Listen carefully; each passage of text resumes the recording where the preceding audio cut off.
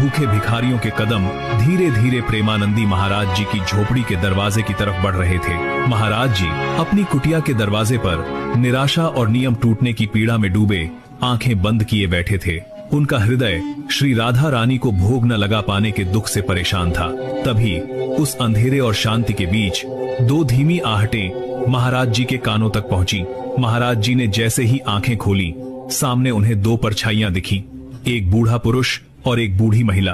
उनका रूप इतना थका हुआ और पीड़ित था कि महाराज जी को एक पल के लिए लगा जैसे दुख स्वयं उनके द्वार पर खड़ा हो।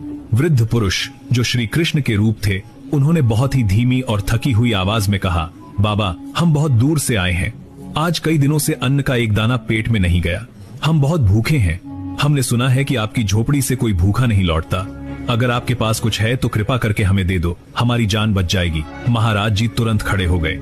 उन्होंने उस वृद्ध जोड़े को झुककर प्रणाम किया और उन्हें बड़े सम्मान से झोपड़ी के अंदर बैठाया। महाराज जी का मन अब उलझन में पड़ गया। उनकी भिक्षा पात्र बिल्कुल खाली था। उनकी झोपड़ी में अन्न का एक भी दाना नहीं था। अब वह क्या करते? उनका हृदय बहुत दुखी और बेचैन होने लगा। महाराज जी को लगा कि अगर वह सच बता देंगे कि उनके पास कुछ नहीं है तो उनके अतिथि निराश होकर लौट जाएंगे। उन्होंने सोचा, अगर मैं इन्हें निराश भेज देता हूँ तो मेरी राधा रानी मुझसे नाराज हो जाएंगी और मैं जीते जी अपनी राधा रानी को नाराज नहीं कर सकता।